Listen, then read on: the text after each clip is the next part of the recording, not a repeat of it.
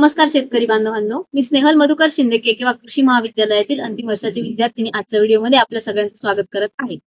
आजच्या व्हिडिओमध्ये आपण पोखरा योजनेबद्दल सविस्तर माहिती जाणून घेणार आहोत. पोखरा योजना म्हणजेच नानाजी देशमुख कृषी संजीवनी प्रकल्प योजना जी मे 2018 मध्ये सुरू करण्यात आली. या योजनेला इंग्रजीत the Maharashtra project on climate resilient agriculture असं देखील म्हटलं जातं. क्लायमेट रिसायलंट अग्रिकल्चर म्हणजे हवामान प्रतिरोधक शेती. हवामानातील होणाऱ्या बदलांमुळे परिणामांचा सामना करण्यासाठी आणि त्यातून सावरण्यासाठी शेतीत नवीन बदल आणि तंत्रज्ञान वापरणे. योजनेचा पहिला टप्पा 2019 मध्ये पार पडला, तर दुसऱ्या टप्प्याला ऑक्टोबर 2024 मध्ये मान्यता देण्यात आली आणि त्याचा शासन निर्णय देखील प्रसिद्ध करण्यात आला. राज्यातील 6,959 गावांची प्रकल्प टप्पा 2 मध्ये निवड करण्यात आली. नाशिक जिल्ह्यातील मालेगाव तालुक्यातील सर्व गावांना प्रकल्प टप्पा 2 मध्ये समाविष्ट करण्यास देखील मान्यता देण्यात आली आहे. राज्यातील 21 जिल्ह्यातील शेतकऱ्यांना या योजनेचा लाभ दिला जातो. त्यामध्ये छत्रपती संभाजीनगर, बीड, जालना, परभणी, धाराशिव, लातूर, नांदेड, हिंगोली, अमरावती, यवतमाळ, वाशिम, बुलढाणा, वर्धा, जळगाव, नाशिक, नागपूर, गोंदिया, भंडारा, चंद्रपूर, गडचिरोली आणि अकोला यासारख्या 21 जिल्ह्यांमधील ही योजना राबविण्यात येणार आहे. या योजनेतून शेतकऱ्यांना विविध लाभ दिले जातात. तर जाणून घेऊया याबद्दल सविस्तर माहिती. धन्यवाद. पुढील मुद्दा उपघटक. उपघटकांमध्ये 4 घटकांचा समावेश होतो. अ, ब, क, ड.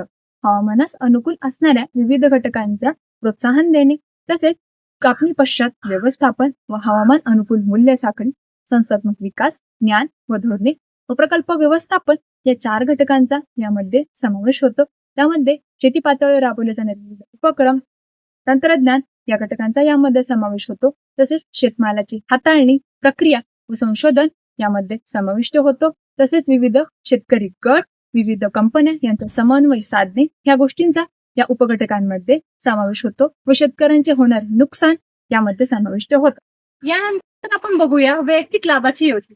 त्यात पहिली आहे वृक्ष लागवड, बांबू लागवड, आंबा, पेरू, चिकू, सीताफळ, शेडनेट गृह, रेशीम उद्योग, नादेप युनिट, मत्स्यपालन, मधमाशी पालन, पाणी उपसा साधने आणि जीवामृत निर्मिती. त्यानंतर आपण बघूया शेतकरी गट व कंपनी यांची कृषी व्यवसाय. त्यात पहिला आहे शीतगृह, पॅक हाऊस निर्मिती, कडधान्य मिल, भाजीपाला फळ प्रक्रिया केंद्र, बटाटा प्रक्रिया केंद्र, हळद प्रक्रिया केंद्र, शेळी पैदास केंद्र, गांडूळ खत केंद्र, लाकडी घाणा तेल, मुरघास युनिट, पापड उद्योग, लाकडी घाणा तेल. धन्यवाद. यानंतर पुढील मुद्दा लाभार्थी शेतकऱ्याची निवड कशा प्रकारे केली जाते.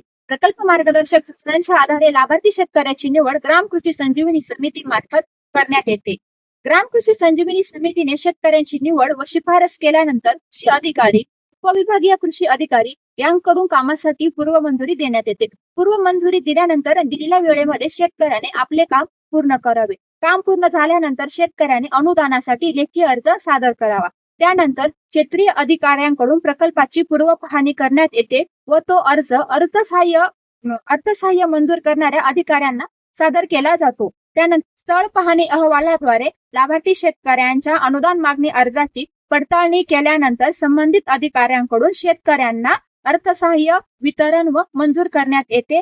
मंजूर झालेले अर्थसहाय्य हे थेट शेतकऱ्यांच्या बँक अकाउंटमध्ये ट्रान्सफर करण्यात येते. नंतर आपण पाहूयात शेतकऱ्यांनी या योजनेचा वैयक्तिक लाभ कसा घ्यावा. सर्वप्रथम शेतकऱ्याची ऑनलाईन नोंदणी केली जाते. ग्राम कृषी संजीवनी समिती त्यास मान्यता देते. तांत्रिक पडताळणी केली जाते. तालुका कृषी अधिकाऱ्याच्या पूर्व संमतीने अंमलबजावणी केली जाते. त्यानंतर मोका तपासणी केली जाते.